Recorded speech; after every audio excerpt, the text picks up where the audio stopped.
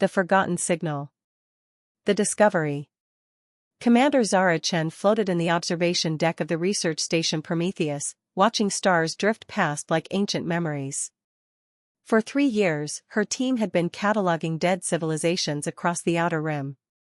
Every week brought new ruins, new mysteries, new evidence that humanity was late to a very old party. "Commander, you need to see this," came the urgent voice of Dr. Marcus Webb through her comm link. Zara pushed off from the viewport and glided through the zero-gravity corridor toward the analysis lab. The station hummed with quiet efficiency around her, a small bubble of human curiosity floating in the vast darkness between worlds. When she entered the lab, Marcus was staring at his holographic display with an expression she had never seen on his face before. Fear mixed with wonder. "What is it?" she asked, pulling herself to a stop beside him. Marcus gestured at the display. Waves of data scrolled past, punctuated by strange symbols that seemed to shift and change as she watched them.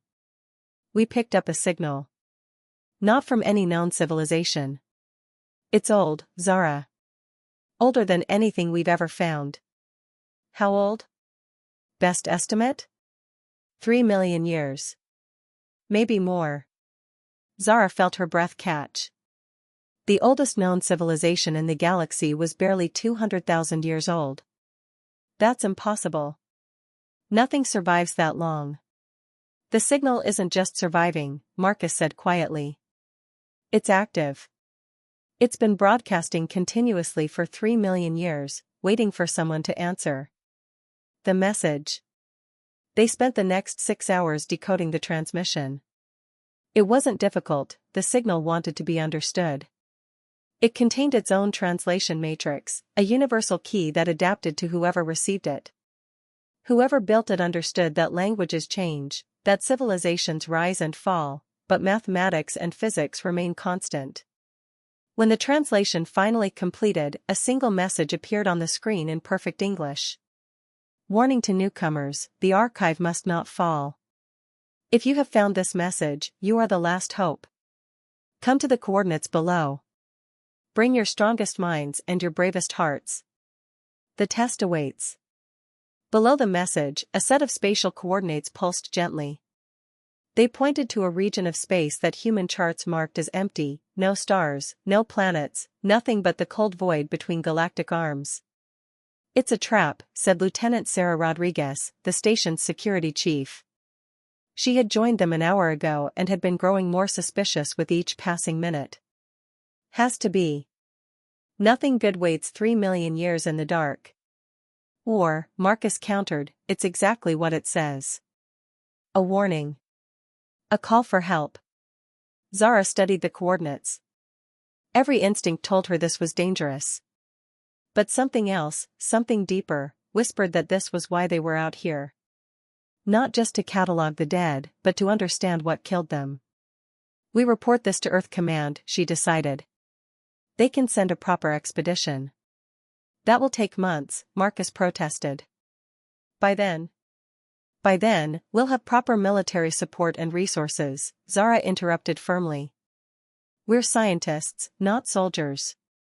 But even as she said it, she knew they wouldn't wait. None of them could. The journey. 3 days later, the Prometheus broke orbit and set course for the coordinates. Zara had filed the required reports, but she had also quietly disabled the long-range communications array. They would send word after they knew what they were dealing with. After they had something real to report. The journey took 2 weeks through poorly mapped space. They traveled in silence, their small ship creating barely a ripple in the cosmic ocean. Whatever was waiting for them had been patient for 3 million years. It could wait a little longer. As they approached the coordinates, their sensors detected something impossible. There, in the absolute emptiness between stars, floated a structure. It was enormous, larger than any moon, larger than most planets. A perfect sphere of dark metal that drank light rather than reflecting it. No energy signature, no heat, no electromagnetic radiation of any kind. It existed in the universe like a hole cut from reality itself. "I'm detecting a docking port," reported their pilot, Lieutenant James Park. "It's opening." Nobody authorized that, Sarah said, her hand moving to her sidearm. We should leave. Now. But the ship was already moving, drawn toward the structure by forces their instruments couldn't measure. The Prometheus slipped into the docking port like a child returning home, and the darkness swallowed them whole. Inside the archive. The interior of the structure defied every expectation. They had anticipated ancient corridors, dust, decay, the usual markers of time's passage. Instead, they found themselves in a vast chamber that seemed to exist in multiple dimensions at once. The walls weren't walls but windows into other places, other times. Zara saw stars being born, watched civilizations rise and fall in accelerated time, witnessed the universe in all its terrible beauty. At the center of the chamber stood a pillar of pure light. As they approached it, a voice filled their minds, not through their ears, but directly into their thoughts. It spoke in every language at once, yet each of them understood perfectly. Welcome, inheritors. We are the keepers, the first children of this galaxy. We have waited long for your arrival. Holographic figures materialized around them. Tall, graceful beings of light and shadow, their forms shifting between states as if they existed in probability rather than certainty. You're the ones who sent the signal, Marcus breathed. You've been here all along. We are recordings, the voice clarified. Echoes of those who came before. The true keepers departed this reality long ago, but they left us to guard their greatest creation, the archive of all-knowing. The chamber shifted, and suddenly they stood before an infinite library. Shelves stretched in every direction, each containing the complete history of a civilization. Not just their achievements or their wars, but everything, every thought, every dream, every moment of joy and sorrow. This is the collected knowledge of 3,000 extinct species, the voice continued. Every race that achieved consciousness in this galaxy has contributed to the archive before their end. It is the purpose of intelligent life, not to conquer or consume, but to remember and to teach. Zara felt tears streaming down her face as the weight of 3 million years of accumulated wisdom pressed against her mind. Why us? Why now? The holographic keeper turned toward her, and for a moment, she saw infinite sadness in eyes that had watched galaxies die. Because the archive is failing. The darkness that consumed the others is returning, and this time, it has learned patience. It has learned to hide. We cannot stop it, we are only echoes, only memory. But you are the first species to arrive while still young, still curious, still innocent of the poison that destroyed your predecessors. What poison? Sarah demanded, her practical mind cutting through the mysticism. What killed 3,000 civilizations? The keeper's form flickered, showing scenes of horror, planets torn apart, stars extinguished, entire regions of space collapsing into nothingness. They destroyed themselves, it said simply. Every one of them. They found power they could not control, knowledge they could not bear, and they turned it inward. Some slowly, through decay and apathy. Others in sudden, catastrophic violence. But all ended the same way, silence. The choice. You have been chosen because you are young enough to change course, the keeper continued. Old enough to understand what is at stake, but not so old that you have become set in your ways. The archive contains everything you need to avoid the mistakes of the past. But it also contains the seeds of every possible destruction. A doorway opened in the infinite library, revealing a path that led deeper into the structure. The test awaits you in the heart of the archive. Pass it, and the knowledge of ages becomes yours to protect and share. Fail, and you will join the 3,000 voices that already sleep within these walls. What kind of test? Zara asked. The only test that matters, the keeper replied. The test of what you will do with power that could save your species, or destroy it. The holographic figures began to fade, their message delivered after 3 million years of waiting. Choose wisely, inheritors. The galaxy has grown tired of remembering the dead. It longs to celebrate the living. And then they were alone in the infinite library, standing at the threshold of a choice that would determine humanity's fate, the heart of knowledge. The descent. The path into the archive's heart spiraled downward through layers of compressed history.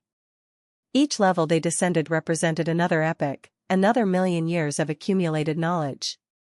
The walls showed images of the civilizations that had come before, some beautiful beyond description, others nightmarish in their alien geometry. Commander Zara Chen led her small team deeper, each step feeling heavier than the last. The weight wasn't physical but psychological. The archive was testing them already, she realized, measuring their resolve before they even reached the final challenge. "This is wrong," Sarah muttered for the 100th time. "We're not prepared for this. Earth should have sent diplomats, xenobiologists, philosophers, not 4 researchers and a security officer." "Maybe that's exactly why we were chosen," Marcus replied. His eyes were wide with wonder, drinking in the knowledge that flowed past them like a river of light. "We don't have agendas. We're not politicians or military strategists. We're just curious." Lieutenant Park, who had been quietly recording everything on his wrist computer, suddenly stopped. "The recordings aren't working anymore. The deeper we go, the more the data corrupts. It's like the archive doesn't want to be documented." "Or can't be," their engineer, Dr. Yuki Tanaka, suggested.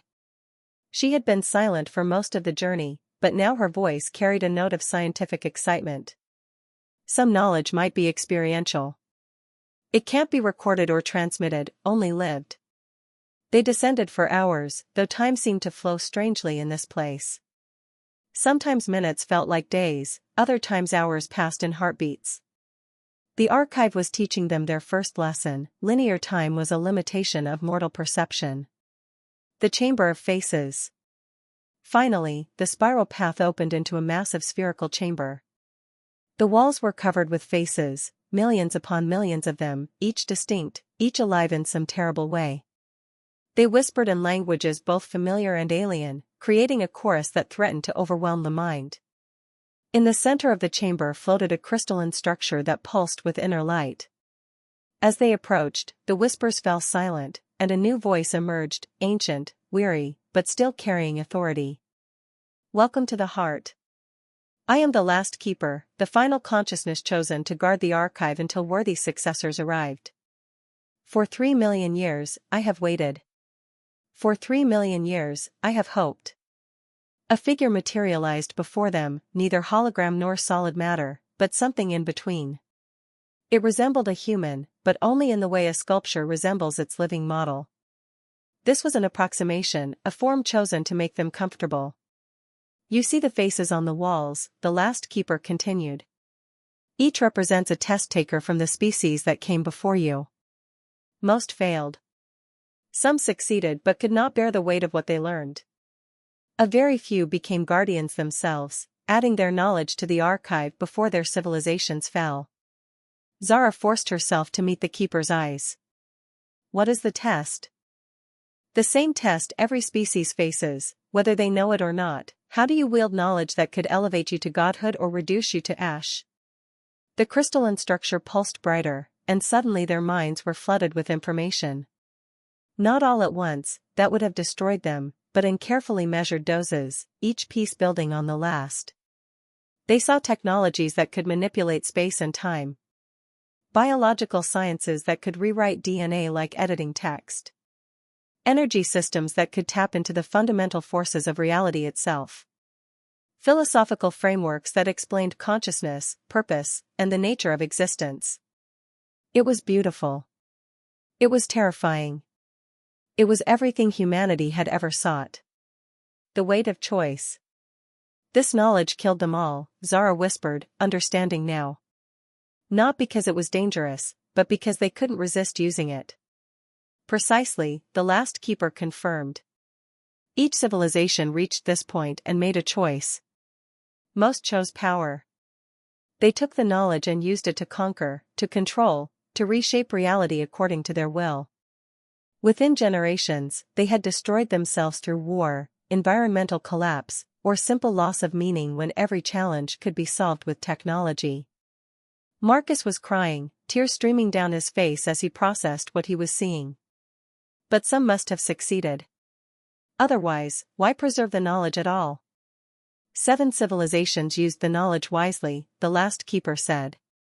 They took only what they needed, integrated it slowly, and most importantly, they shared it freely rather than hoarding it as a weapon. But even they eventually fell, not through their own actions, but through the weight of time. All things end. The question is whether they end in light or darkness. The faces on the walls began to move, showing the last moments of countless civilizations. Zara watched empires crumble, saw species transcend their physical forms, witnessed the quiet dignity of races that chose to fade peacefully rather than rage against the dying of their light. Your test begins now, the last keeper announced. The archive will open fully to you.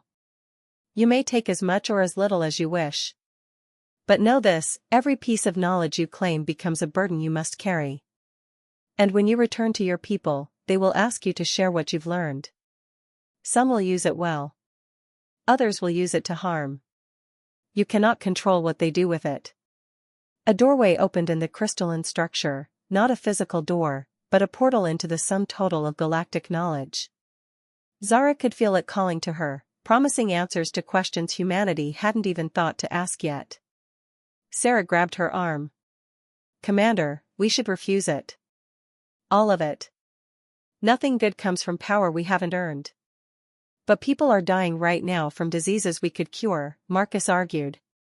Children are going hungry when we could unlock technologies for unlimited food production. How can we refuse knowledge that could save millions? Because it could also kill billions, Sarah shot back. You saw what happened to the others. Power corrupts. Always. Not always, Yuki interjected softly. 7 civilizations succeeded. That means success is possible. We just have to be wiser than the 3,000 who failed. The decision.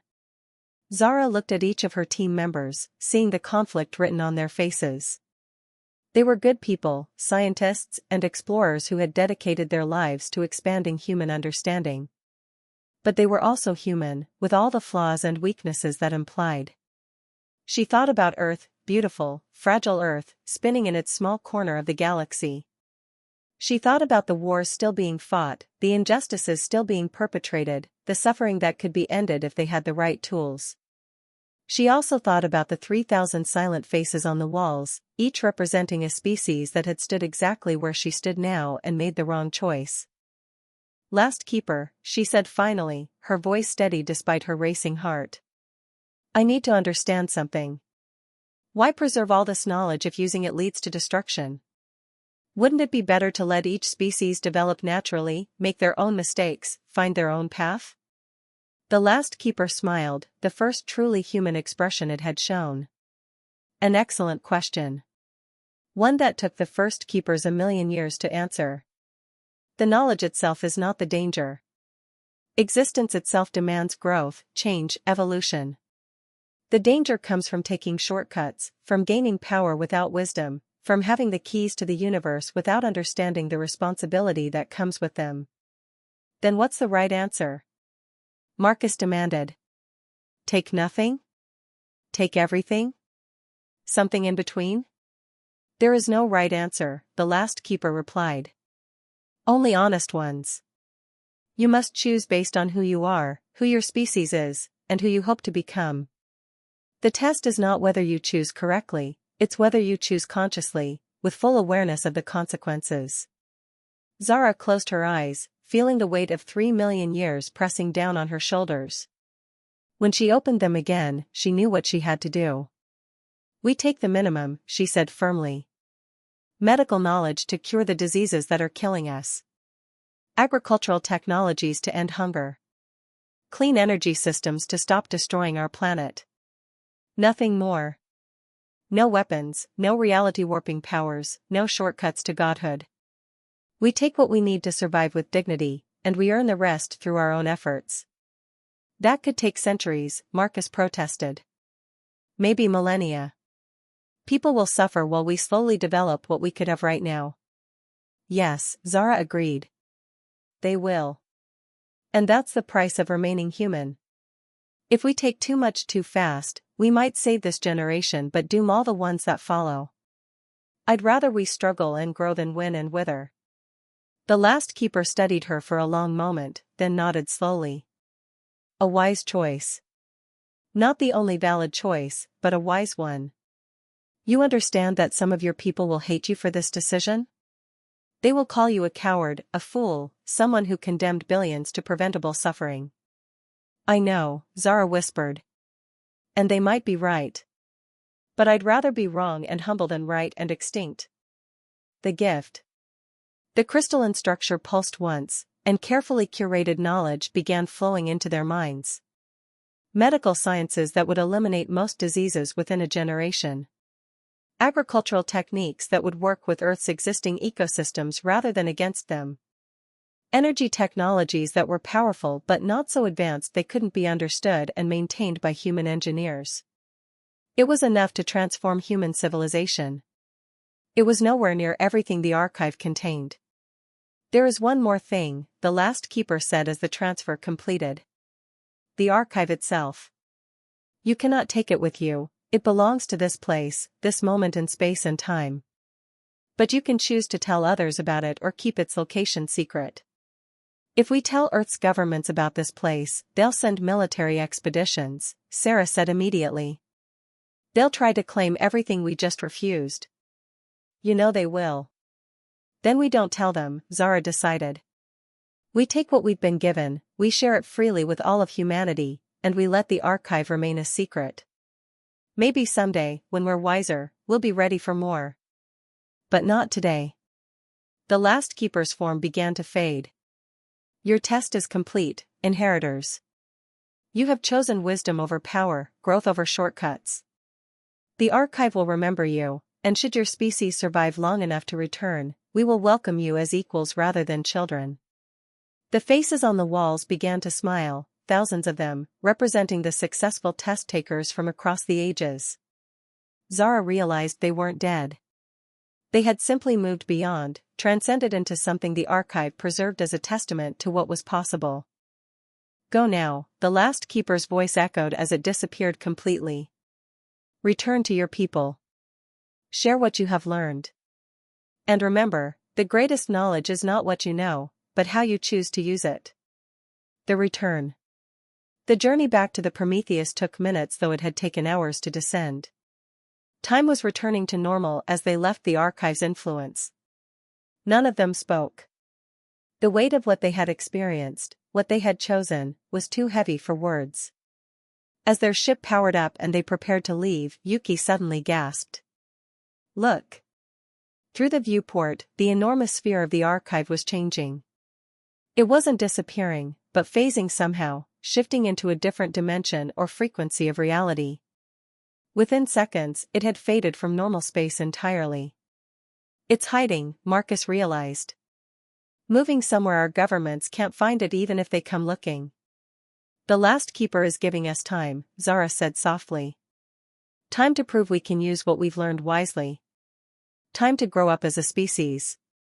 As the Prometheus turned toward home, carrying knowledge that would change humanity forever, Commander Zara Chin made one final log entry. We went seeking ancient wisdom and found something more valuable, a test we managed to pass. The archive exists not to give power to the young, but to teach them why power without wisdom is just another path to extinction. We have brought home the seeds of transformation, but whether they grow into flowers or thorns will depend entirely on the choices we make from this day forward. The 3,000 extinct civilizations watch from beyond.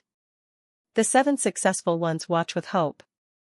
Humanity's chapter in the great story of consciousness has truly begun. May we write it with wisdom, courage, and humility. The stars streamed past as they headed home, carrying the smallest fraction of infinite knowledge and the heavy understanding that some gifts are more valuable when refused than when accepted. Behind them, hidden in dimensions beyond human perception, the archive waited patiently for humanity's return. Whether that would be in 1,000 years or never again depended entirely on the choices that were yet to come.